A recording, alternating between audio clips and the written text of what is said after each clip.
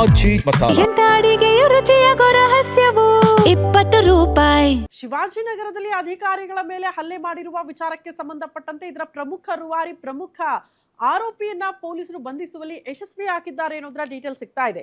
ಆ ಮೂಲಕ ಸಚಿವ ಕೃಷ್ಣ ಬೈರೇಗೌಡ ಅವರು ಪೊಲೀಸರಿಗೆ ಧನ್ಯವಾದ ಹೇಳಿದ್ದಾರಂತೆ ಪೋಸ್ಟ್ ಮಾಡೋ ಮೂಲಕ. ಶಿವಾಜಿನಗರದಲ್ಲಿ ಅಧಿಕಾರಿಗಳ ಕರ್ತವ್ಯಕ್ಕೆ ಅಡ್ಡಿ ಅಲ್ಲದೆ ಅಧಿಕಾರಿಗಳ ಮೇಲೆ ದಬ್ಬಾಳಿಕೆ ಹಲ್ಲೆ ಆಗಿದೆ. ಹೀಗಾಗಿ ಇದೇ ವಿಚಾರಕ್ಕೆ ಸಂಬಂಧಪಟ್ಟಂತೆ ಕೊನೆಗೂ ಪ್ರಮುಖ ಆರೋಪಿ ಬಸವರಾಜ್ ಪಡುಕೋಟೆಯನ್ನ ಅರೆಸ್ಟ್ ಮಾಡಲಾಗಿದೆ. ಆರೋಪಿ ಬಸವರಾಜನ್ನ ಪೊಲೀಸರು ಬಂಧಿಸಿದ್ದಾರೆ. ಹಾಗಾಗಿ ಸಚಿವ ಕೃಷ್ಣ ಬೈರೇಗೌಡ ಅವರು ಧನ್ಯವಾದ ಹೇಳಿದ್ದಾರೆ.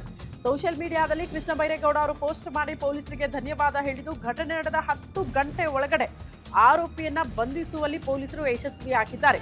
ಘಟನೆ ಬಳಿಕ ಸ್ಥಳದಿಂದ ಎಸ್ಕೇಪ್ ಆಗಿದ್ದ Basavaraj mobile phone switch off ಮಾಡಿ ತಲೆಮರೆಸಿಕೊಂಡಿದ್ದಂತ ಆರೋಪಿ. ಬಸವರಾಜ್ ಪತ್ತೆಗೆ ಹಲವು ತಂಡಗಳನ್ನ ಪೊಲೀಸರು ತತ್ಕ್ಷಣಕ್ಕೆ ರಚನೆ ಮಾಡಿದ್ರು. ಕೊನೆಗೂ ಪ್ರಮುಖ ಆರೋಪಿಯನ್ನ ಬಂಧಿಸುವಲ್ಲಿ ಪೊಲೀಸರು ಯಶಸ್ವಿಯಾಗಿದ್ದಾರೆ. ತ್ವರಿತ ಹಾಗೂ ದೃಢವಾದ ಕ್ರಮ ಕೈಗೊಂಡ ಪೊಲೀಸರಿಗೆ ಧನ್ಯವಾದ ಅಂತ ಸಚಿವ ಕೃಷ್ಣ ಬೈರೇಗೌಡ ಅವರು ಸೋಷಿಯಲ್ ಮೀಡಿಯಾದಲ್ಲಿ ಒಂದು ಪೋಸ್ಟ್ ಮಾಡೋ ಮೂಲಕ ಪೊಲೀಸರ ಕೆಲಸಕ್ಕೆ ಧನ್ಯವಾದ ಹೇಳಿದ್ದಾರೆ.